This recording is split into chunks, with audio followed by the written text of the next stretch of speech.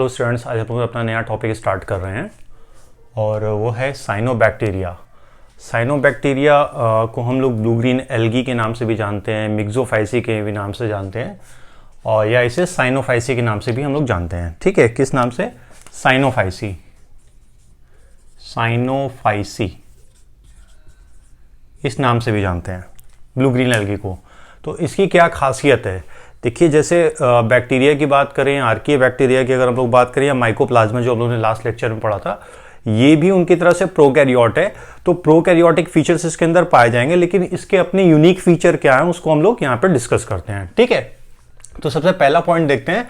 This is the first and most primitive oxygenic organism evolve around 300 million years ago. तो ये सबसे पहला organism है इस अर्थ पे, बीइंग प्रोकैरियोटिक तो है, लेकिन इस अर्थ पे सबसे पहला ऑर्गेनिज्म है जो ऑक्सीजेनिक फोटोसिंथेसिस स्टार्ट किया, जिससे हुआ कि एटमॉस्फेयर में ऑक्सीजन का कंसंट्रेशन धीरे धीरे इंक्रीज करना स्टार्ट हुआ। तो यही पहला ऑर्गेनिज्म है। प्लांट तो काफी बाद में है, सबसे पहला ये प्रोकैरियोटिक ऑर्गेनिज्म है जिसने फोटोसिंथेसिस की, और ऐसी फोटोसिंथेसिस जिसमें ऑक्सीजन इवॉल्व हो रही है। एक होती है नॉन ऑक्सीजेनिक फोटोसिंथेसिस, जैसे ग्रीन सल्फर बैक्टीरिया या पर्पल सल्फर बैक्टीरिया करते हैं, और दूसरी होती है ऑक्सीजेनिक, जैसे कि ये ब्लू ग्रीन एल्गी कर रही है, यूग्लिना है। इसके अलावा इस तरह की फोटोसिंथेसिस सारे प्लांट्स करते हैं। तो ये बहुत इंपॉर्टेंट पॉइंट है कि ऑक्सीजेनिक ऑर्गेनिज्म कैसा ऑक्सीजेनिक ऑर्गेनिज्म है, और ये किस तरह का ऑक्सीजेनिक? फोटोसिंथेटिक ऑक्सीजेनिक ऑर्गेनिज्म है। साथ ही साथ नेक्स्ट देखते हैं, ग्राम पॉजिटिव है, फोटोसिंथेटिक है। ये फोटोसिंथेसिस जो होगी किस तरह की होगी? ऑक्सीजेनिक टाइप की होगी। किस टाइप की होगी? ऑक्सीजेनिक टाइप की होगी, और प्रोकैरियोटिक ऑर्गेनिज्म है। This is most successful and self dependent. चूंकि ऑटोट्रॉफ है, फोटोसिंथेसिस कर सकता है, तो ये क्या है? सेल्फ डिपेंडेंट है on earth and live every type of environment. हर तरह के इन्वायरमेंट पे, हर तरह के सबस्ट्रेट पे ये ग्रो कर सकता है। सबसे इंपॉर्टेंट यही कि ये ऑक्सीजेनिक फोटोसिंथेसिस कर रहा है। ठीक है, नेक्स्ट देखें। Red sea is due to the abundance of planktonic cyanobacteria which is called trichodesmium erythraeum. ध्यान रखिएगा, एक टर्म आता है रेड टाइड और दूसरा आता है रेड सी। तो रेड टाइड डाइनोफ्लैजिलेट के वजह से होता है, जबकि रेड सी का फॉर्मेशन रेड साइनोबैक्टीरिया या ब्लू ग्रीन एल्गी, जिसको हम लोग ट्राइकोडेस्मियम के नाम से जानते हैं, इसका बहुत ज्यादा अबंडेंस होता है। तो आप समझ लीजिए कितना ज्यादा ये है कि पूरा सी जो है वो रेड कलर की तरह से दिखाई देता है। ओके, तो रेड सी इनके वजह से होगा, ना कि हम लोग डाइनोफ्लैजिलेट, वो रेड टाइड का फॉर्मेशन करते हैं, ये ध्यान रखना है।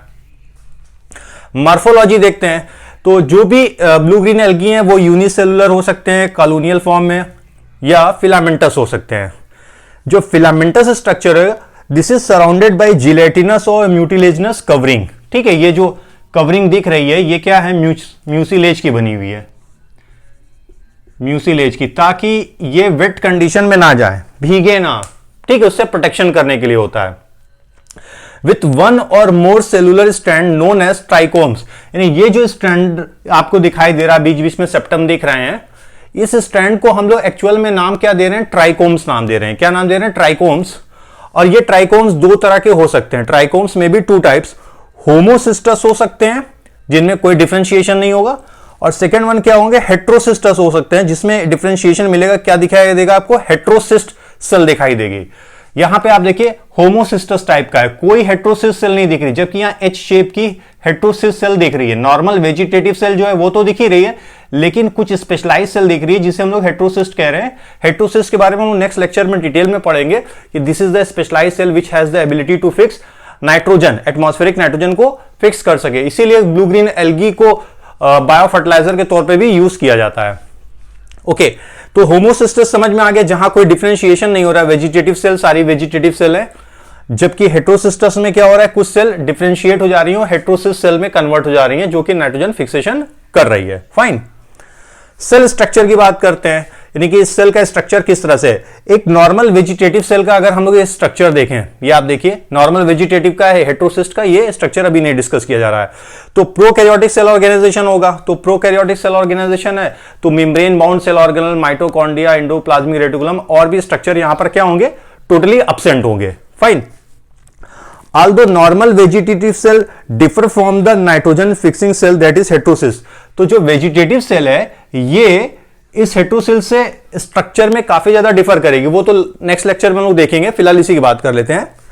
फ्लैजिला अब्सेंट होगा, बट ग्लाइडिंग मूवमेंट आपको देखने के मिलेगी कुछ साइनोबैक्टीरिया के अंदर, जैसे पेंडुलम लाइक मूवमेंट, पेंडुलम, ठीक है, पेंडुलम लाइक मूवमेंट आपको दिख सकती है, जिसे हम लोग ऑस्किलेटिंग मूवमेंट कहते हैं। कहां पे?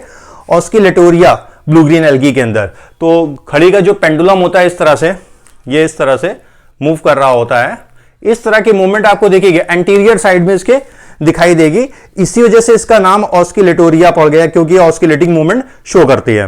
कुछ कॉमन एग्जांपल अगर हम लोग ब्लू ग्रीन एल्गी के देखें तो ट्राइकोडेस्मियम हो गया, उसके अलावा ऑस्किलेटोरिया हो गया, नॉस्टॉक हो गया, एनाबीना है, स्पाइरुलिना है, आर्थ्रोस्पोरा है। स्पाइरुलिना को एससीपी के तौर पे भी यूज किया जाता है, यानी सिंगल सेल प्रोटीन, क्योंकि रिच अमाउंट में इसके अंदर प्रोटीन होता है, तो ये फूड सप्लीमेंट या प्रोटीन सप्लीमेंट के तौर पे भी इस्तेमाल किया जाता है। अब सेलुलर स्ट्रक्चर देख लेते हैं नॉर्मल वेजिटेटिव सेल का।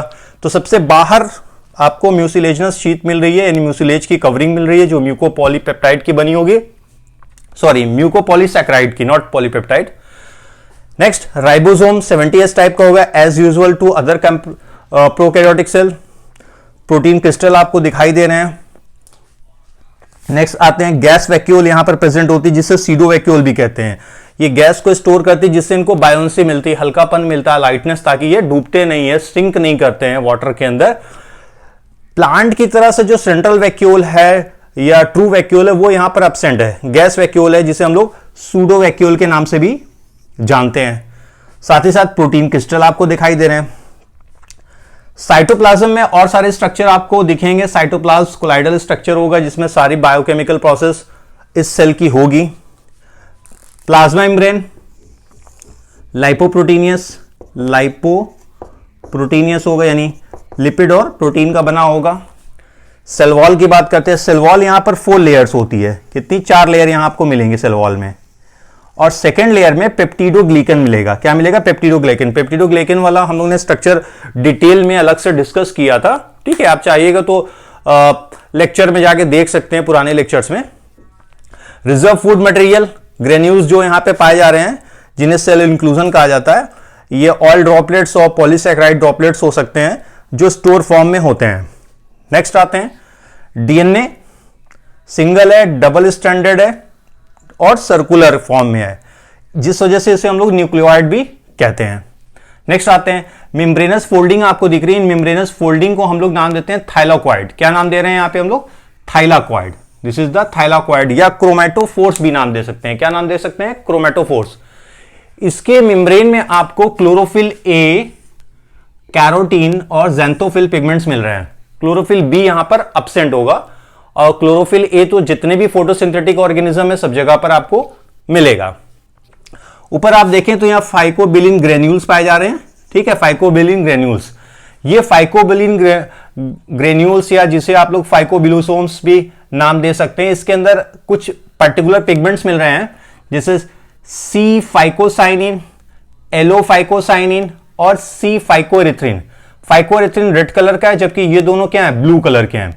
यहां सी रिप्रेजेंट कर रहा है, ये सी जो लिखा हुआ है ये रिप्रेजेंट कर रहा है साइनोबैक्टीरिया को, यानी साइनोबैक्टीरिया में पाए जाने वाला जो पिगमेंट है, जिसकी वजह से इनको हम लोग ब्लू ग्रीन कलर एल्गी भी कहते हैं। हमेशा ऐसा नहीं कि ब्लू ग्रीन कलर और भी कलर में हो सकते हैं, जैसे रेड कलर का ही है, किसकी वजह से? ये फाइकोएरिथ्रिन पिगमेंट जो रेड कलर का होता है। फाइन।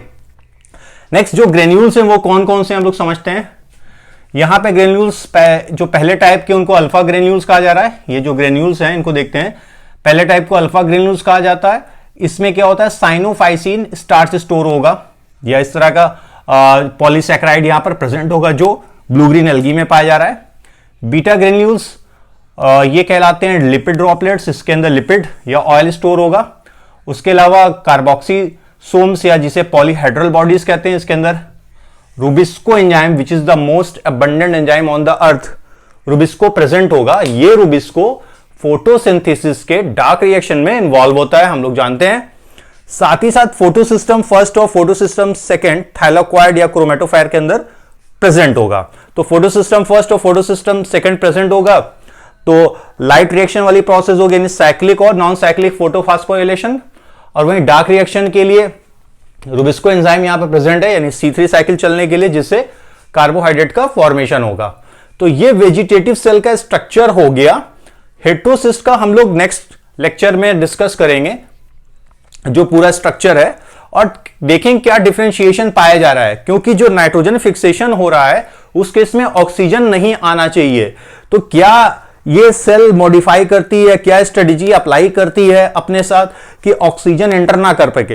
क्यों? क्योंकि nitrogenase enzyme very sensitive to oxygen. अगर ऑक्सीजन उसके साथ बाइंड कर जाएगा तो नाइट्रोजन फिक्सेशन डिस्टर्ब हो जाएगा। तो क्या स्ट्रेटेजी ये सेल अप्लाई करती, क्या चेंजेस आते हैं कि नॉर्मल वेजिटेटिव सेल हेटेरोसिस्ट में बदल जाती है, और वो बदलाव किस तरह से मदद करते हैं नाइट्रोजन के फिक्सेशन में, ये सारी चीजें हम लोग नेक्स्ट लेक्चर में देखेंगे। ये लेक्चर में फिलहाल इतना ही।